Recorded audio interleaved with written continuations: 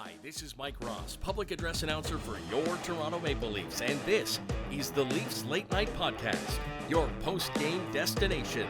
And now, your starting lineup: Roscoe, the Fanalist, Southey, Biehner, and Darty Brodeur on the Leafs Late Night Podcast. Hello, and welcome back. Good evening. It is Leafs Late Night, where it is never too late for the Leafs, presented by Inside the Rink. Speaking of Inside the Rink, if you haven't already, go and check out, there are now 3 articles up by our very own super fan, I guess we'll call him Mike the Fanatic, friend of the show, good friend of the show now, who has been contributing to Inside the Rink by adding a written portion to the show. So our episodes are always going to tie in as best we can to whatever Mike has talked about, at least to touch on it. But welcome back. It is I, Roscoe, joined by Biehner. And today we're doing video. We haven't done video in a long time. So we're going to try it out, see if it works. If the video's not up, I apologize. It means I tried, at least. But we're back. We got some things to talk about. There's some new signings. And, kind of signing a PTO. And with that, there's a lot of PTOs around the league that I kind of want to touch on. And some other signings, and something that I heard on Overdrive that I want to kind of rehash and turn into our own little discussion here. And we will close off with who we think is going to be our breakout star for the Leafs this season. So that is what's in store tonight. Be sure to tune in to catch all of that and more. So let's just jump into it. Zach, Aston, Reese. What do you know about him, Justin? I know that a lot of people were clamoring for Dubas to sign him pretty much all off season. He's not going to score 40 or 50 goals for us, but he might be another good. I hate comparing him to him, but like Hyman or Bunting-esque, like, you know, he's going to play every shift. He's going to throw his weight around. It's not going to be an easy shift if you're out there against him type guy, right? Yeah, I'm just looking at his numbers. I mean, he was with Pittsburgh for a long time. That's where I know him best with. Last season, he spent 17 games with the Anaheim Ducks. I guess that was after the trade deadline. It looks like he played 52 games. That seems to line up. I don't remember. The trade deadline was crazy. But he has never passed 10 goals or 10 assists in a season, and he has also never played more than 57 games in a season. So, is that due to injury? I'm not super familiar with him. Do you know? Or is that just a matter of not playing? Because it doesn't show that he has Wilkes-Barre Scranton Penguins numbers through those years, other than 18-19. So, I think it's just trying to find a consistent spot in the lineup. You think he's just a healthy scratch? I'm going to check his injury history. Will you? Yeah. Maybe, who do you think he's going to play with? Well, like to start off going into the preseason, realistically, I'm probably going to see him being on the second line, second, third in preseason, because you don't play your full team, right? You're not going to have many preseason games where you have Matthews and Marner and Tavares and Nylander, where you have everybody. So I think they're going to give someone like Zach a lot of ice time to try and earn a roster spot and earn a contract, even if it's not with the Leafs. If it kind of like you throw him a bone, right? He's coming there on a PTO, and sometimes teams will even sign someone that was on a PTO with another team, but they saw how he was playing, and if he doesn't sign with the Leafs, he might get a contract somewhere else out of it. Fair enough. And sorry to just start off slow there. I'm just looking at his injury history here. It looks like in 2019 he broke his hand and missed quite a bit of time. Other than that, I can't really find anything. So it just seems like, Pittsburgh was always really going for it. So I'm sure there just wasn't a huge spot for him there. And then Anaheim, he only played 17 games, 3 goals, 1 assist. Again, Anaheim wasn't in a great position last year. So if you weren't playing, if your name wasn't Sonny Milano or Trevor Zegras, you probably weren't doing that well. Yeah. Okay. So I think it's interesting that he's got a PTO and not an actual deal. And that leads me to kind of further this conversation. And Friedge mentioned this in 32 Thoughts. would you ever expect to see Danny DeKeyser, Calvin DeHaan, Cody Eakin, Tyler Pitlick, Zach Aston Reese, Scott Harrington, Derek Stepan, um, so many others that are on PTOs? In a league run by Mr. Gary Weasel Bettman, yes. I mean, like, I get it. It's just the I hate unfortunate. bringing it up all the time, but But yeah, I mean, as there's an upswing in higher end talent, I think we've seen since the emergence of players like Sidney Crosby and Alex Ovechkin. There's a lot higher end talent coming in every year. A lot more higher end talent. Wow, English. Come on, Johnny. Um, so I think what's happening is there's a lot of guys that are taking that top end of the money and it's kind of squeezing out this middle end, right? So you see these guys that should be making $3-4 million that there just isn't room for. And now they're fighting to make 900K. Like, it's crazy. yeah, we touched on it a couple times before of the need for some form of a luxury tax, right? And as much as a lot of people's argument against it would be that, oh, you're going to have teams that can afford it, they're just going to create dynasties. Well, no, there hasn't really been a dynasty since the early 80s with the Islanders. Like, okay, I guess you can call the Oilers a dynasty in the 80s because, yes, they did win 5 cups in that decade. But, like, they didn't buy that. They didn't get that dynasty by overspending and buying players that other teams couldn't afford. They had that because they came into the league with Wayne fucking Gretzky. Of course. And I think we're getting to a point where there's so many players that don't have teams that you're going to see the PA start to argue this. Like, they're going to start to step in and say, look, the salary cap is not working for us as players anymore. Like, there was a time when, sure, everybody was making money and it was, the minimum contracts were at least driving up what rookies were able to make. But now it's just hit a ceiling where, because of this flat cap, it's really just kind of exposing all of the flaws that there were with the system to begin with. Absolutely. And even if you have teams that don't have high end talent, like everybody knows the situation the Leafs are in, where you have, 4 guys eating up a massive percentage of your cap. But I would rather have that than a team like, say, the Islanders.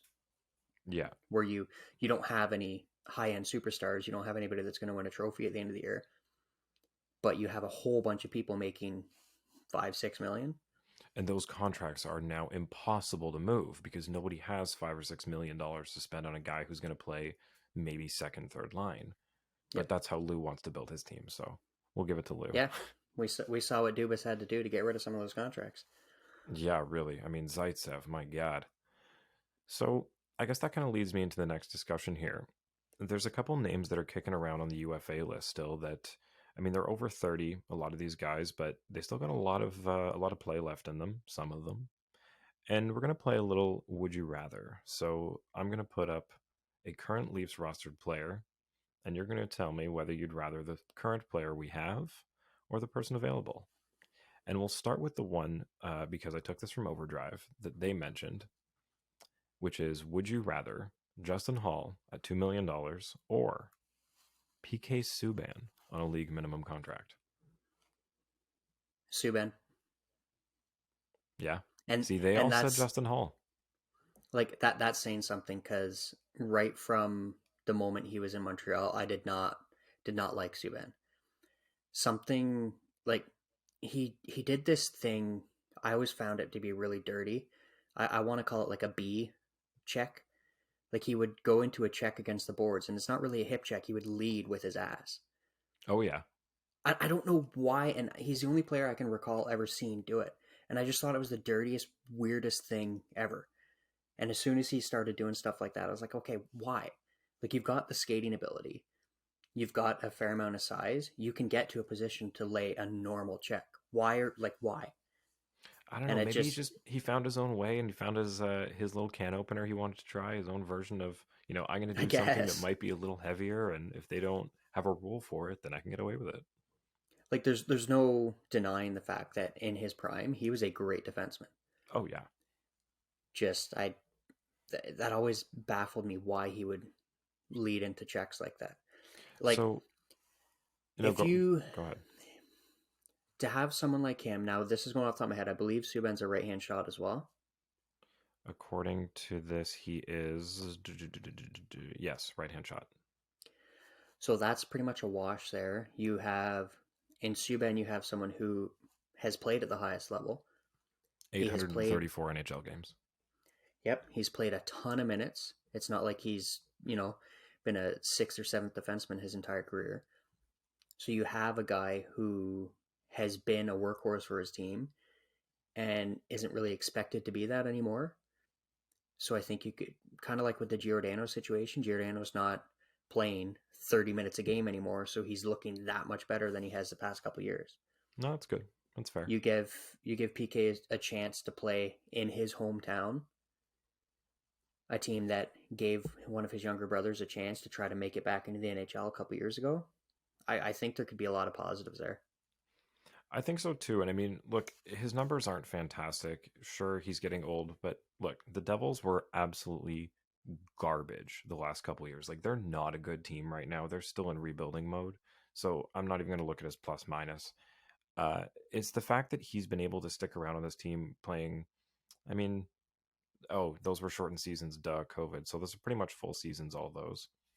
What am I talking about with Zach? That was with Zach Aston Reese's too. That's why his numbers were reduced. Fucking forgot about COVID numbers. My bad. I'm just trying to blank that out of my memory. I was going to say, how good of a thing is that, though? The fact that we are completely just getting that entirely out of our minds. Oh, it's good to move on. I mean, and there's still, right? It's obviously not over, but I'm glad at least mentally we're starting to get out of it. Anyway, I don't want to get tagged with COVID info again on Spotify like last time.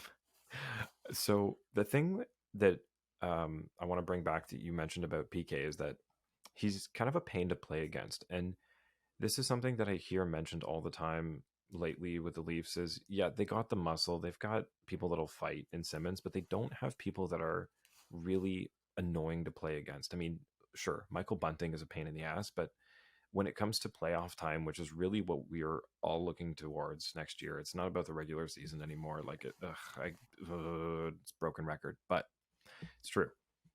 You need somebody that's got the experience in the league and is a pain in the ass. And I think PK Subban is a little more annoying to play against than still kind of figuring out his place, Justin Hall, especially for the money. So I think I have to agree with you on that. Justin Hall's very annoying for his teammates when he picks the opposing team and gets a penalty and gets a goal called back. We're not going to talk about that. So another one that I want to touch on here. Would you rather? There was a good one I had. Oh, here.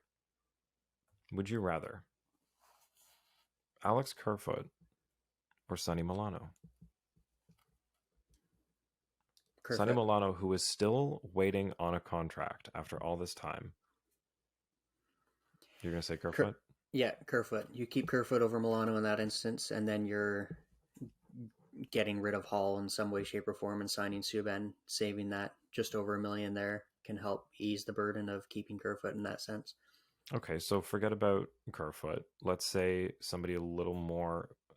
It's tough because there's nobody in that range that I think Sonny Milano would fetch contract-wise. Like, I'm just looking, like the Leafs, I don't think there's anybody else that's kind of comparable to that. What do you think? Like, Engvall at 2.25 is probably the closest. Okay, would you rather Pierre Engvall, who we have seen potential upside from in the last half of the last year, or Sonny Milano for the same price? Engvall? Yeah, I have to agree. Again, even though I really want Sonny Milano. This is kind of helping my argument, though, is like I looked at it and I was like, damn, I want him, but then I keep putting it against people we have, and I'm like, I don't know who I'd get rid of for him, though. Like, maybe Yarncroke, just because I don't know him yet. Yeah, I think he's going to be someone that we're all going to like. And it might sound a little Homer-ish because we're a Leafs podcast and we're talking about Leaf players. Yeah, but yeah. Like, take Kerfoot, for example. Kerfoot has held a solid spot in the roster pretty much his entire career, right out of university. Played 79 games in his first year in Colorado. Mm-hmm. Like he's been consistent. If nothing else, he's been consistent. And you can play him in any, he's not like he's not going to excel in any one particular situation, but he's good enough basically at everything. He can pass, he can shoot, he can block shots, he can win face-offs, he can play a little defensive, he can, play with a little edge. He can do a little bit of everything. Nothing amazing. That being said, like the guy made the NHL. He's not playing in a beer league, on Sunday night. Like I'm not trying to take anything away from what he's done, but he's been able, and that's one of the most difficult things, right? To consistently keep your spot in the lineup, especially if you're not a high-end talent. Okay. Next one I want to touch on before we move on here. This one's a little interesting. Evan Rodriguez, Toronto boy, who, need I remind you, had 19 goals and 24 assists last year for 43 points. Last year made $1 million.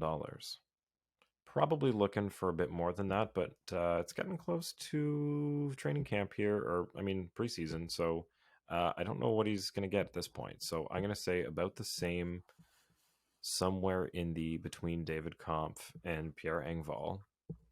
But who would you rather? Evan Rodriguez or, I don't want to repeat the same one again, but Pierre Engvall, because I think that's comparable contract-wise. I would still do Engvall because we've had Rodriguez in our system before. But now proven, now grown. Proven, playing with Crosby, playing with Malkin. If you put Engvall playing with Crosby or Malkin, he's going to get better numbers than Rodriguez got. That's fair. But it's still experience, right? Like it's not. No, I know, but you had Rodriguez in the system at the same time Engvall was, and who made it and stayed on the Leafs. Yeah, but there's people that kick around in the system. Like look at Brian. What's his name? Marchment. You mean Mason Marchment? Mason Marchment, yeah. Yeah. That, yet again, as much as I'm disappointed at the fact that he didn't pop off for the Leafs like he did in Florida, sometimes that happens. Like at the time of the trade, it was basically just hey, neither of these guys are working for either team. Let's swap them. Right? And we've seen that. Yeah. Unfortunately, the Leafs have been on the worst end of that a lot, but we have seen that multiple times in the entire history of the league where a player just needs a little bit of a change of scenery. Okay, like look at Cam Neely. Vancouver traded Cam Neely to Boston because he basically was doing nothing for them. And he becomes one of the best power forwards ever. Yeah, and I was always worried about that with Kapanen too, but I'm just, not to be thankful that somebody's not doing well, but like I'm kind of glad that didn't happen with Kapanen, where he didn't just go crazy. Grabowski had a bit of a thing, and JVR has done well in Philly, but it's always like, ugh, I hate letting these guys walk. And then, look at Hyman; he's probably gonna have a great year, but whatever. Yes and no. Like he had a decent year this year, and he'll probably be okay this coming year. But that contract's going to look really bad. Oh, I agree. Not too long, especially when he starts getting hurt. And some of those are bad comparables because they left because they couldn't afford them, but same deal. We don't want another Alex Steen situation. Yeah. Oh God, that's a good one. Ouch. Fuck, that one hurt. Michael Anderson signs in LA for 1 year, $1 million. Why does this matter? Well, because he's about the same age as Rasmus Sandin. And kind of similar prospect, right? People are saying, number comparable, and this has an impact on Sandin's potential contract negotiations. So, do you think this is, in fact, going to have an impact on this? Do you think this helps Dubas try to bring that number down? Or is this Sandin can say, well, look, I've got a little more NHL experience than he does. but I mean, not really. Actually, no, he's got more NHL games than him by about 30. Yeah, But Anderson's Sandin's got played more points. 117.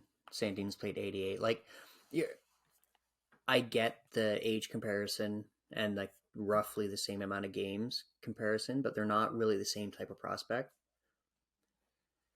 Like I Sandin was a like first round draft pick. I Anderson's a know. fourth. They're just. I get where you're going, but I don't think even Sandin's camp would even accept that as a comparable.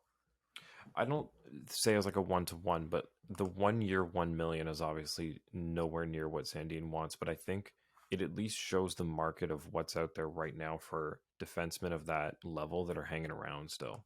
Like, I mean, I don't think it drastically does, but I think it gives Dubas's camp at least somewhat of a ballpark to say, like, look, here's what he just took. So I don't know where you're getting, X number from, but it's going down. I still think Like, he I ends up think coming in about the one everything is starting to, six. which is fine with me. Anything under 2, I think, is fine. It's just every week that goes on, I think it's going in Dubas's favor and not Sandin's. Like, as a lot of these, not necessarily high end talent, but like, there's a lot of defensemen that are still just kicking around as UFAs. I mean, what's on the list here? We got, Anton Strawman, he's 35, but whatever. We mentioned PK. De Kaiser's on a PTO. Um, there's other ones, but I don't feel like reading through the list. But you get my point. People are signing for a lot less than they were expecting. I mean, Sean Dursey's still waiting for a contract too. Like, I don't know. I think it's going to come in better for the Leafs than people expect. I just hope it gets done sooner than later. That's all. I want him to play and not sit around on the sidelines in the press box and, generate bad press, because then he's got to shake that off like Willie did. And look, has he even shaken it all off at this point? I don't think so. I think he has. There's something. There's something about the Swedes that I don't want to say cockiness, but they're very confident hockey players. They're very confident in their abilities. Like, I don't think I've ever seen an interview with a Swedish hockey player that you don't think like, holy hell, they carry themselves really well. Right? Like, Yeah. I think they've done a lot better job of it than the North American players at tuning out all the BS that gets brought up in the media. Yeah, I just feel like there's still a lot of hate around Nylander, and there's still a lot of, trade him, and he's always lazy, and it's the same kind of stuff that follows, that cocky type of play. It's like, if you're gonna talk the talk, you better walk the walk, and if they don't every night, then they get called out for it. So I think the contract stall just added to people's fodder against him, and I think Sandin's not doing himself any favors if he drags this out through the season, because it's just, I don't know, Toronto media and fan base is not easy to turn the tide on. Like, What are you talking about? if he plays well, it doesn't matter. But like, if the one time he slips up, it's going to be, oh, like, what did we wait for? And blah blah blah. He held them hostage, and now he's not playing well. Meh, meh, meh, meh, meh. And I am a big Sandin fan. I'm rooting for him. I just want him to do what's best for himself here, and maybe sign sooner than later. We've talked about it many times on this podcast. I love Sandman. I've been a huge Sandman fan since they drafted him, and he's got great potential. But I do think this a lot. I think a lot of this still has to do with everything that was going on during the pandemic. Like, and we've touched on this a little bit before too. Like, there was a lot on paper. The Leafs did a lot of juggling Yeah. during the shortened season, or not the shortened season, but like the bubble, and then like the Canadian division, where players would, on paper, air quotes, be on the Marlies until game day. Well, some players, it doesn't matter if they're on a one-way contract, like Spezza. He's getting his 800, 900, whatever it was, $1,000, no matter what.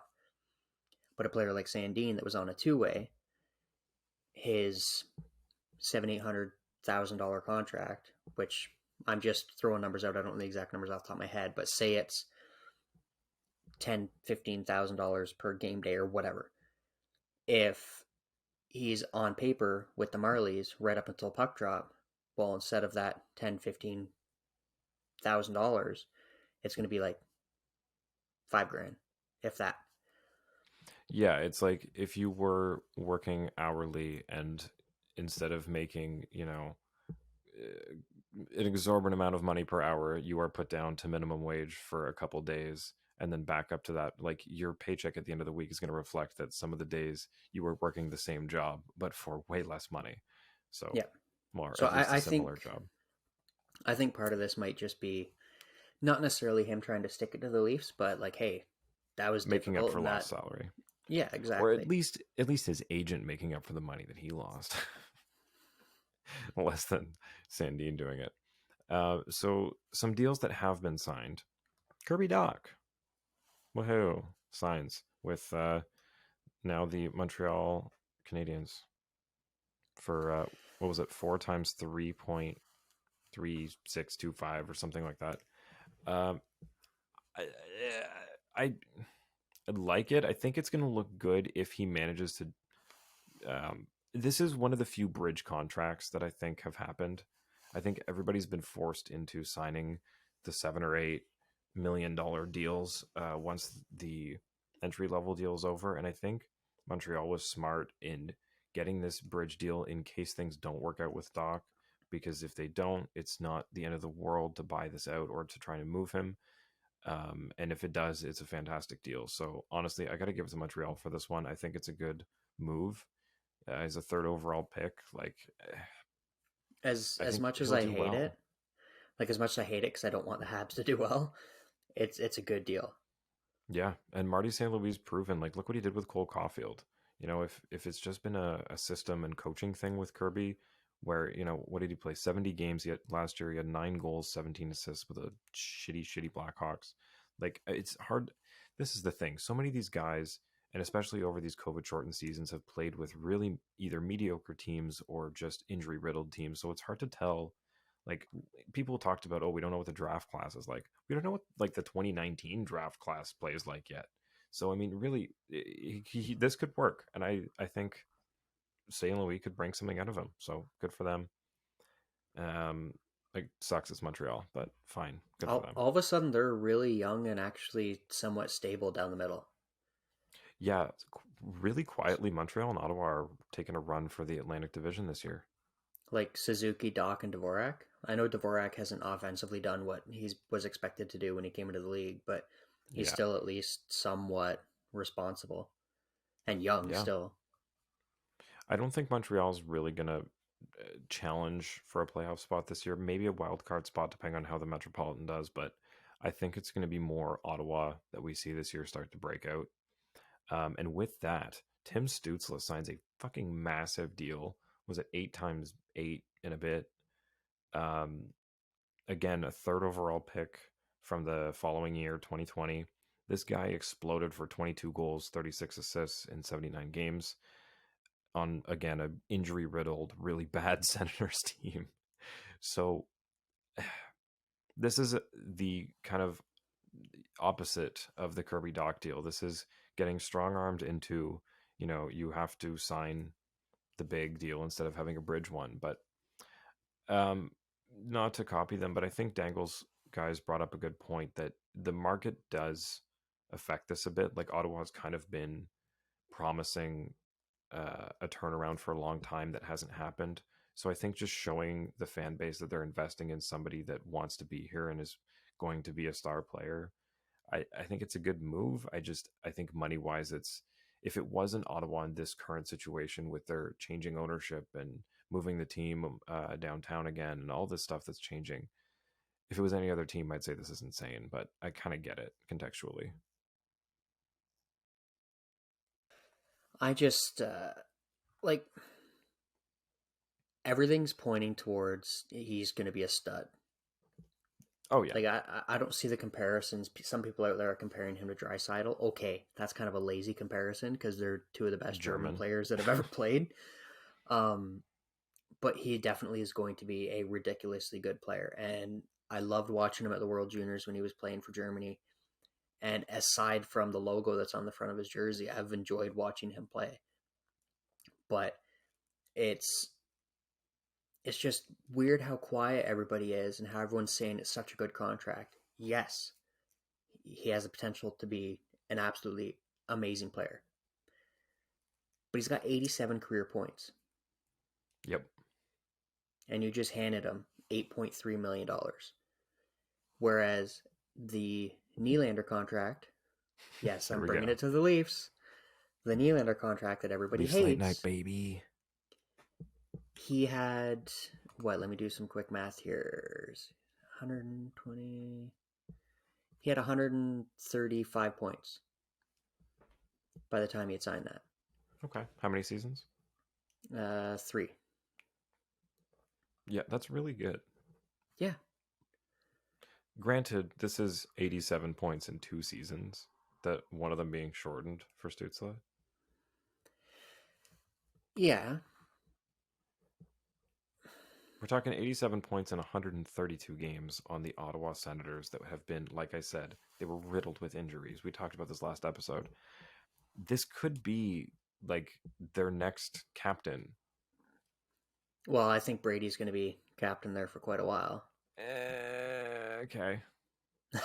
I don't think he's going to pull a Matthew. Okay. Well, he just signed that contract. Yeah. Okay. Johnny with the inside information from local Ottawa man. Okay. I don't know. Those Kachuk boys, they do whatever they please. No loyalty. I agree with you. They don't have loyalty, but I think if, as silly as it sounds, if Calgary would have gone and given to Chuck to see. Kachuk is like Dwight, where it's like, I value loyalty, and I will go wherever people value loyalty the most. Yeah. But no, like I don't anticipate this to be a bad contract. And yes, I can see him being a far greater player than Nylander. But I'm just saying, like, it's funny how anybody on any team signs a contract for more, even if they've accomplished less in their career, and nobody bats an eye about it. No, I agree. It's every contract that's been signed in the last, 24 months has made Nylander's contract look better and better, but people will not shut up about it. It's crazy. No. Like, it's only gotten better since. But the one thing I want to bring back here to Ottawa is, though they've signed this massive deal, they've got Alex DeBrincat's contract runs out at the end of this season. He becomes an RFA. Gambrell and Watson's deals run out. They've still not signed Alex Formenton, and Travis Hamonick's deal, Artem Zub, and Nick Holden, and Eric Brandstrom all run out. Plus, they will have no goalie. So, and Shane Pinto's deal runs out. So they're going to be in a bit of a cap strap situation next year.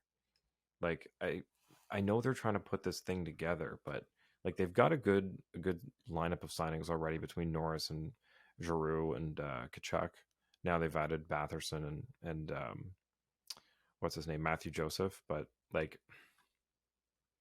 I don't know. They're slowly racking up, like we were talking about, these 4.9, 6.5, like, and now they're adding a couple 8 millions. Man, they're going to be stuck soon. The only thing, and this is coming from me being a Leaf fan, with how Stützle, with how Norris, and with how Kachuk are trending to be, like, prospect wise, and you can even throw in Thomas Chabot in there too. They have for sure. Like, they have all those guys locked up for less than Matthews, Marner, Tavares, Nylander. It's true. They haven't hit yet. All it takes is one of those contracts to be a fail. You have Josh Norris, like, he's only 23. Not that I want him to. He's making $8 million. But you have that contract fail and be a bust. That's going to completely screw up your cap situation. Yeah, I mean, him and Brady and Chabot all make 8, and now you add Stützle into that at 8.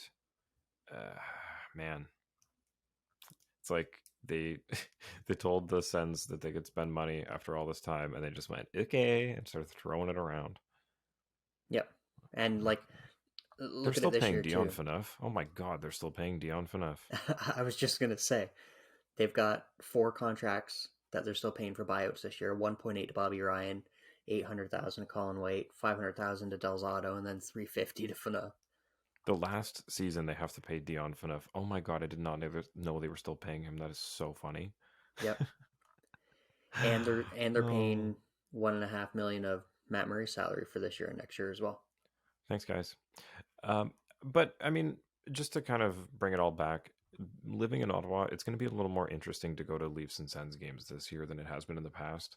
And I'm kind of excited for it. I'm hoping that it's not like a 90-10% kind of split as far as fans go. And maybe the Sens fans start to show up a little more now that the Melnick era is over. Rest in peace. And, you know, they're winning again, hopefully, or at least trying. I think they're hinging a lot on some of the young kids that are still coming up too. Yeah, for Like sure. Eric Brandstrom was supposed to be the next big thing. Like he was supposed to be that that key piece in the Mark Stone deal coming back, and he hasn't panned out. And then No. Jake Sanderson's coming in this year, and people have been raving about Sanderson for years. Okay, so to bring this back to the Leafs, I wanted to touch on who we no, we have to. It's a Leafs show. It's a Leafs show. We've given the Sens enough airtime. Who do you think is going to be a breakout star for the Leafs this year? So, I mean, obviously, there's big names that could have a big season, and you can say that. You can say, Matthews is going to score 70 goals, but who do you think is going to have a breakout year? The first name that jumps into my head is Gadet. Interesting. I kind of think it's going to end up being Abe Kubel, but I do think that Adam Gadet's going to earn a roster spot and he's going to have a decent year. See, I'm between Callie Yarncroke surprising the Calgary Flames coaching staff and actually being really good and scoring like 20 goals this year, or Pierre Engvall just exploding this year and finally putting him in the back of the net every time he touches it, like he should be. Like Dubas and Keefe really want him to. I mean, look, he was getting really good. They've been putting him in those minutes where it's like penalty kill, that not so nice time, and he's been doing really well. So I think he's earned his time to play. Maybe it's PP2 or something. He gets some looks. Like I don't know, why not? Wasn't it you that was, I think it was you in one of our last episodes mentioning, give him a shot on Tavares' wing? Yeah, I mean, why not, right? He, Because if you can, because we were talking about moving Kerfoot deeper in the lineup just to create more depth, and, have him. Were we talking about having him center one of the lines? he could, but even, you could even, like, was suggested, you could even throw him on the wing with Tavares and Nylander. I think that line would have, like, Tavares is your constant stable workhorse. Nylander's your high end kind of rover skill, and then you have Engvall who's just going to do anything you need to do. He'll throw his body around. He'll get chippy. He'll score. He'll. Yeah, I think what needs to happen this year is a bit of a shakeup of the 2 and 2. Um, I mean, those top three. Sorry, let me rephrase this. The way that the first and second line are put together, I think needs a bit of a shakeup this year. Um, I don't know if JT at center is still the best decision. I know he's really good at faceoffs, but maybe he's more effective at the wing and you give the center to somebody else there. Not saying Willie because we tried that, it doesn't work. But like I don't know, maybe there's an opportunity for somebody else to take that 2C spot. I don't. Ah, I don't really like anything could happen, but I don't really see that happening I because just don't know what they want to do with him. then you're taking a strength of the team. You have two high end centers. I know a lot of people were on Tavares, but he still had a good year last year. Oh, he did. I'm just saying, like, he is getting to the point in his career where he's. I mean, he was never a fast player, but he's starting to get slower. Yes, he was injured last year. Maybe that was just part of that. But if he's maybe it's a time for him to transition how he's playing. I don't know.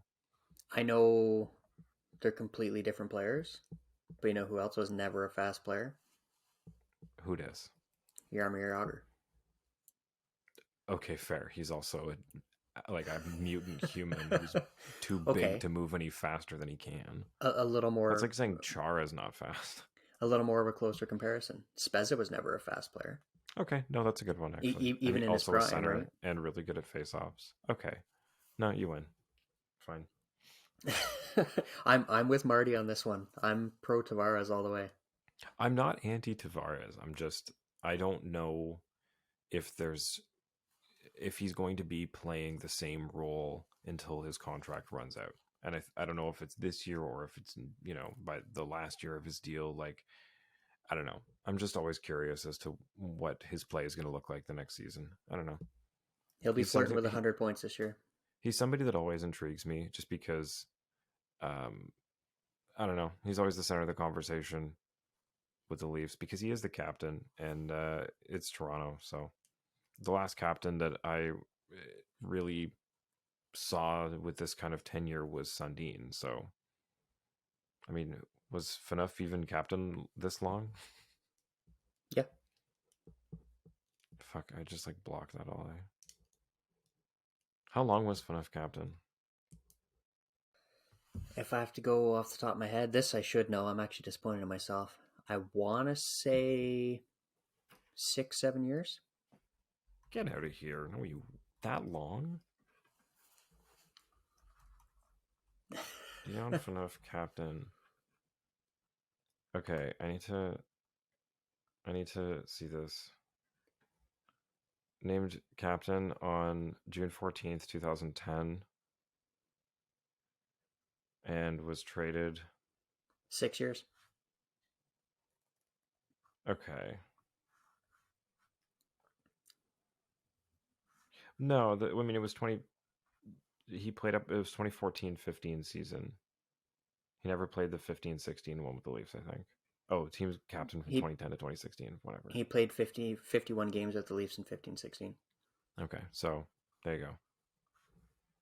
6 years. Okay, He fine. was captain longer than Gilmore. And what was the spotlight like on him that whole time? On Phaneuf? Yeah. Oh yeah, it was crazy. He was This is my not. point, though. Is Yeah, when you're the captain, you're allowed to have a bit more scrutiny. but at least Tavares is still playing his game. Oh yeah, I'm not comparing him to Phaneuf. That wasn't my point of that. It was just that when you're the captain, people are allowed to talk about you more than everybody else. It's Toronto. So breakout star. Just to bring it back, I'm gonna say Engvall and Yarncroke are my two big ones. Anybody on defense? Just because we didn't really talk about them too much. Anyone who you think is gonna be really good this year? Lily. I hope so, man. Lily, it's another one. Back to back, you had Liljegren and Sandin, draft pick wise, and we shouldn't have had a chance to get Liljegren where we got him. He had a bad case of mono in his draft year Yeah. and didn't play a lot. So we ended up getting him. Like, I'm not going to say he's going to be Victor Hedman. He's not, like, he'll probably never win a Norris Trophy, but he's has a potential to be a damn good defenseman. And he's showing flashes of it. And someone, I don't know what it was, something clicked when Giordano came in that room, and Lily's game just increased exponentially. Well, I don't think there was really a veteran defensive presence besides, I mean, there's Riley, but he kind of, it's one of those things where when it's your system, you only know the internal system. You don't have that perspective of having worked other places. And I think that's kind of what Gio brought in was like, look, played a long time against a lot of different players for a lot of different coaches. Let me show you. Well, Gio's the only one on that roster who's won a Norris Trophy. There you go. Good point. So as we hit our 45-minute mark here, I think we should go to questions. So we got some questions from Twitter. This is from Mike the Fanatic. Thanks, Mike. Over under for number of goals Robertson will score this season. And by the way, my breakout Leafs pick is Nick Robertson. Thanks, Mike. He's saying 14 and a half, question mark. Over under 14 and a half. Oh, I'm going over. I'm definitely going over. And like this year, in between his handful of games that he played for the Leafs and then going down to the Marlies, so it's not like you're just in one situation playing the entire time. He still had 28 points in 28 games for the Marlies this year. I'm going to, for argument's sake, say under, because I don't really think he's going to make the lineup enough to score more than that. Like I just, we've talked about this. Like, he has to be in a role that he's going to see first or second line minutes. Like, he's not a third or fourth line player unless they construct that line in a way that it's like a depth scoring line. And, you know, they move Kerfoot down and put him with like Robertson and Kubel or something like that. I don't see it. Personally, I feel if he doesn't come and earn himself a roster spot right away, or they can't find a spot for him, I don't think he'll be property of the Leafs by the end of the year. Honestly, yeah. Send him to Dallas, put the brothers together. They'll probably want it and get something cool back from them. They've got a lot of fun pieces. Yeah, but I can see him getting 20, 25 goals this year if he gets the chance to play. Like I said, Yeah. I do fully anticipate them giving him every opportunity to play because this will be his fourth year in the organization. Like his last year of junior, he had 55 goals in 46 games. He knows how to score. Look at what his brother's doing in Dallas.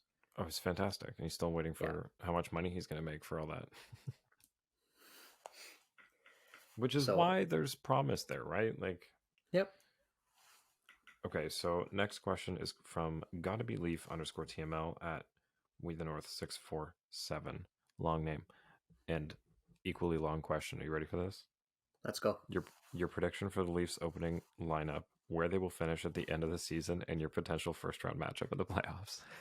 Oh, jeez. Just a little one. So, predictions for opening night lineup. Like the whole roster or the starting line? The starting line, I guess, but opening lineup, it's probably the whole thing. Probably the whole roster. So it's going to be Bunting, Matthews, and Marner on the first line. I don't think they'll change that. They'll probably run something weird on the second line just because. I'm saying JT, Willie, and Robertson. Start them out up there. Yeah. And then Kerfoot with like Yarncroke. Who's the center? I don't know who's the center. Kerfoot, Engvall, and Yarncroke. Yeah. Kubel. Then Kubel, Kampf, and Godet on the bottom line. I like it. That sounds really good, actually. And then you have Riley and Brody. You have Muzzin and Sandine, and you have Giordano and Liljegren. It's going to be Muzzin and Gio, and then Hall with like Lily or some shit. Gio, they'll keep Gio and Lily together, and they'll probably stick Muzzin and Hall back together. Yeah, they'd be foolish to break Gio and Lily up because they did play so well together. And I think, who did the Leafs play opening night? I want to say Washington for some reason, but maybe that's the home opener. Leafs schedule preseason. Canadians. So probably Matt Murray. Yeah, I'd say so. We'll see how preseason goes between the goalies, but I'm going to say it's probably Matt Murray. Where they will finish at the end of the season, just Atlantic-wise, how I think it's... Because we'll do a full prediction of the standings next episode, but I think the Atlantic's going to be Tampa... I don't know if Toronto or Tampa's going to finish at the top of the Atlantic. Shit. Toronto. Okay, then I'll say Tampa. Tampa and Toronto 1 and 2, and then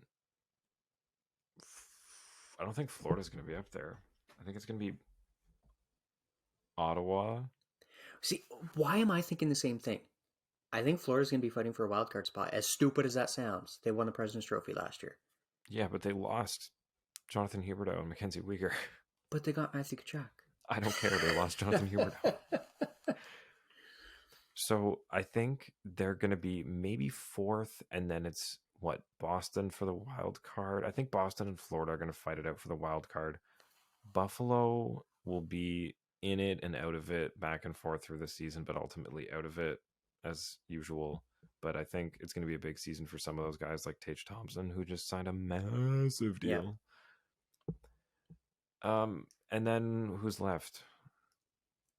Well, it's not going to be Detroit. And it's not. I don't think it's going to be Montreal either. I think Florida's going to. You'll have Toronto, Tampa, and then it's probably going to be Florida third, because it's like the Atlantic Division is the division of the haves and the have-nots, right? It was, but I mean, the have-nots are starting to get a little better. Like, I mean, Detroit's kind of still a have-not. Montreal's kind of getting out of the have-not. But like Buffalo and Ottawa seem to be built a lot better this year, and their pieces are starting to come together finally. I don't know if they're there yet, but Buffalo's been waiting on a goalie since Dominik Hasek left. Yeah. Like Ukko-Pekka Luukkonen, which is by far one of the funnest names to say. It's unreal. He's been their goalie of the future for what, 4 years now?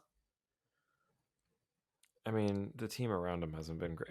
It's like one of those things where, you know, oh, we got Jack Eichel, but the rest of the team sucks. Oh, we got Ukko-Pekka Luukkonen, but the rest of the team sucks. It's like you can't really develop a star with a garbage team around them. It seems like only now have they gotten, and I mean, really, that Jack Eichel deal seems to be working for them. Yeah. With Alex Tuck coming in and really helping out, you know, straighten out some of these guys that were on the edge of getting good, like Tage Thompson, who was there for a bit before he broke out. So I'm happy for them. He turned Jeff Skinner around, like, or somebody did at least. I think the team that's going to do well in the Atlantic is whoever ends up signing the real deal James Neal to a contract. Interesting. You think he's going to the Atlantic? I just literally just pulled that out of my ass, because everywhere he goes succeeds. Like, every team he goes to makes the playoffs. The guy hasn't missed the playoffs, I don't think, ever in his career. I think it's the middle of the Atlantic that's weird. I think the top is Toronto and Tampa. The bottom is Montreal and Detroit. It's that middle of Boston, Ottawa, Buffalo, Florida. That's going to be weird. It's going to be a toss-up. To get on to the next part of the question, Toronto is going to win the division, and they are going to play the Bruins in the first round. Oh my God. And they are going to destroy them. Because this is the Bruins' run it back, last dance year. Not even run it back, it's like put it back together. Right? I'm just waiting for Chara to sign there. Honestly, man. Because they don't have any defense. Krejci came back. Bergeron came back. They're going to squeak in because they do have some good pieces there still. But I think it's going to be very tough for them to make it because they have a lot of players that are injured to start the season. Oh, yeah. And look at the Islanders trying to catch up last year after a slow start. Oh, God. That was literally like a death sentence for them not playing at home. And, man. So I think you have a point there that it's going to be a lot of what we saw last year with Boston, where it's like, you know, the stars are still the stars, but some of the pieces around it are starting to crack. And I think their answer to that was, okay, well, let's get the old pieces back. So I don't know. Yeah. It seems a little lazy to me. I would love to see the Leafs take them on in the first round and finally beat that team, but it's like, I don't know. Do you feel good about beating an old man who beat you up in the first grade, who's now like, you know, do you go back at him when you're 40 years old and say, hey, you beat me up in first grade, and kick the shit out of him when he's like, you know what I mean? Like, it's like, is it the same demon anymore? Does it mean it's anything? The same demon because it's all the same players. It's the same. I know, but And like, it's not the it's same not like Leaf he just beat team. you up in grade 1. He beat you up in grade 1, and then he came back and beat you up in grade 6 and grade 7 as well. It's more that he beat your brother up because like most of these guys weren't there. Riley was. That's it. But That's kind of it. Like but these guys you, don't have that rivalry with Bergeron and Marchand, right? Like, 17 I and mean, 8, not or any. was it, what was it, 17, 18, or 18, 19 they did? Yeah, but it's not the same. 2 years in Like, a row. okay, I just I don't want to repeat that if it's not necessary. Just anxiety wise, like, my God, can we face like Slay your Pittsburgh or demons. Washington or something from wild card spot? I want one more playoff series where I get to see Brad Marchand cry. Also, you think Boston's gonna get the last wild card spot if the Leafs come in first? Yep. Okay. The other one will go to the Metro. Metro will be like Carolina, Rangers, Pittsburgh, and Columbus or something like that. That sounds about right. Carolina's going to be deadly. Columbus, I don't know how they're going to be with Gaudreau. We'll see. Johnny But Gaudreau next feeding the episode, puck to Patrick Laine every shift. yeah, and Jakub Voracek still there. Like, Mm-hmm. it's going to be a good team. I So, wish he was still in Philly with the media though. How the media and Torts are going to be, because Voracek just tells the media how it is. I love it. oh, did you hear about what Torrance said about the dressing room? Yeah, So he pretty was asked about. pretty damning comments. Yeah, we'll finish off with this. So Torrance was asked about what he thought about the Philadelphia dressing room, which he has not been in yet, and he said he has major concerns. Major concerns.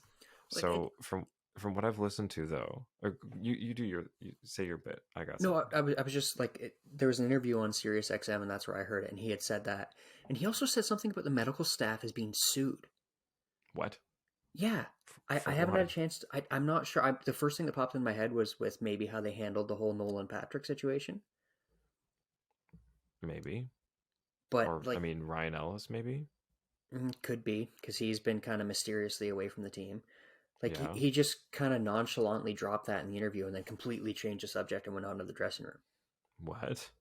Yeah, Okay, that didn't make news. yeah. Interesting. So, what I heard from a combination of Overdrive and 32 Thoughts, I forget which one it was, I'll just quote them both, was that he could have, I think it was on Overdrive, because what they were speculating was that he landed in Philly and saw some of the guys doing their workouts before training camp. It was like, if this is what you call getting ready for training camp, we have a problem. And it's like not in the room yet, but he's going to see all the guys as they're getting ready. You know, some of them are skating, and it's like, if this is the attitude around here, yeah, there's a major problem. And I mean, look, we saw Philly play last year; they were terrible, like absolutely terrible. Ivan Provorov was supposed to be this like big breakout star defenseman, and nope, along with the rest of the team, has just been non-existent. And that's not a team that's supposed to be at the bottom of the barrel. Like, Philly has history, man. Like, they've always been at least in the playoffs. And, I don't know. I hope that Torts can turn something around there, and this team just seems like they need a kick in the ass, and that's what he's good at. Sorry, I believe Torts was. I just quickly looked it up. I believe he was talking about the trainers suing the team over Zamboni chemicals at the practice facility that they feel has What? caused a rare blood disorder. What the fuck? Yeah. Wow. Flyers Well, Director of Medical Services Jim McCrossan and Assistant Athletic Trainer Sal Raffa are suing Flyers ownership after they received diagnosis of rare medical conditions they allege came from exposure to chemicals used in the Zambonis at the Flyers Training Center in Voorhees. oh my God. That's lovely. Yeah. Love So yeah, that for there's them. definitely stuff going on within that organization. Cool.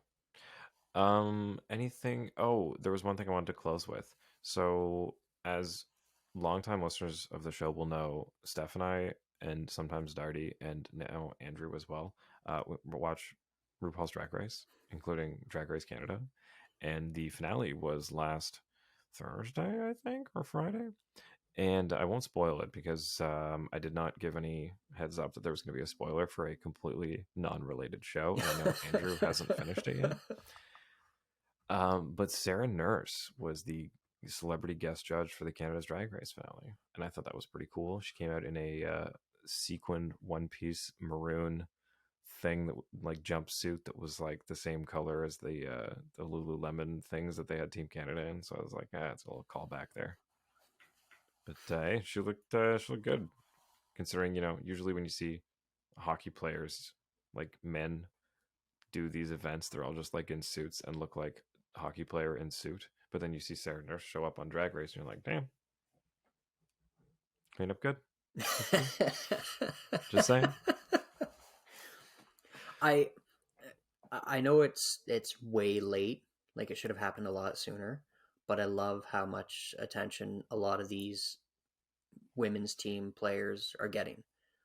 Oh, 100%. Because I love that she's on the cover of fucking NHL 23 special edition. That's sick. yep, you have Marie-Philippe Poulin working with the Canadians. You have I didn't know we were going to be talking about this, obviously, because I didn't think you were going to bring up that show. Sorry. No, that's okay. But like, you have a female coach for the Firebirds, the Coachella Valley Firebirds. Hell You yeah. have Marie-Philippe Poulin. You have all these women who are now getting roles, well-deserved roles. It's not just because they're women. They're not trying to just, have equality in the workplace.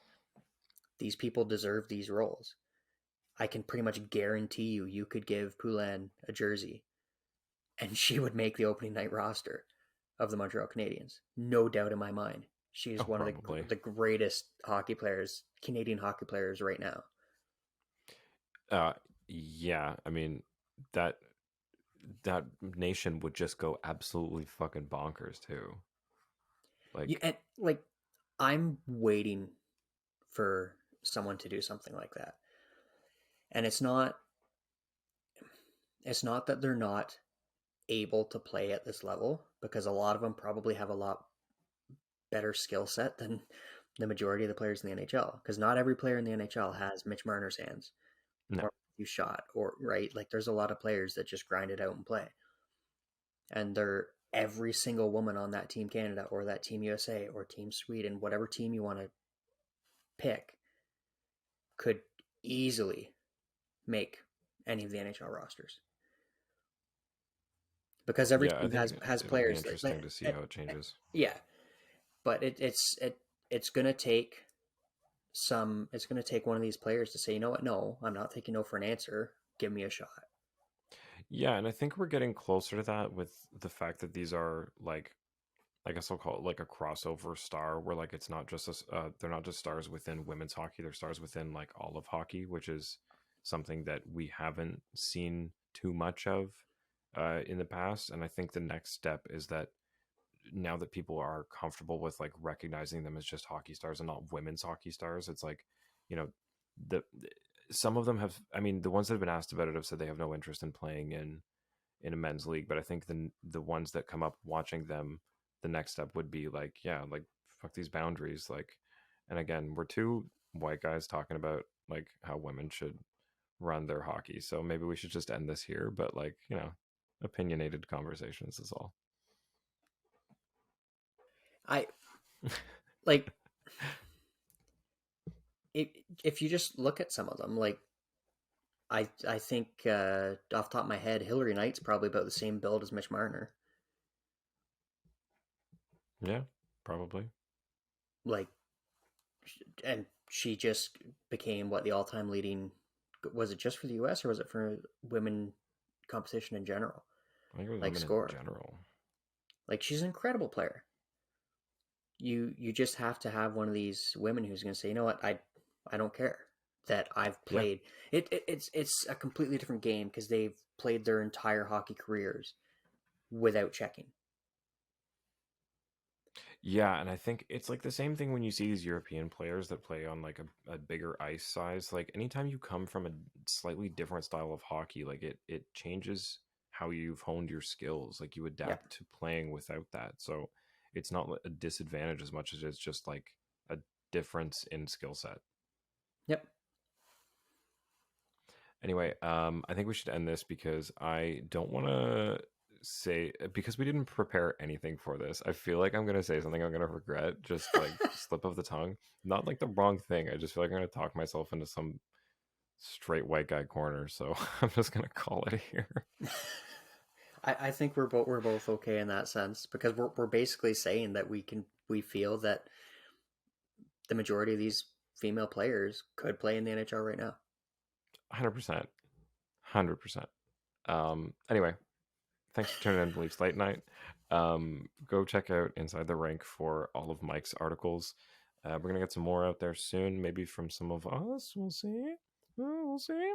But next episode should be in the middle of this week. Maybe Wednesday, Thursday, we'll try to do one. If not, it'll be on the weekend up until the season starts here, preseason. So I promise we'll get a schedule together. Thanks, everybody, for tuning in. This has been Leafs Late Night, which is never too late for the Leafs.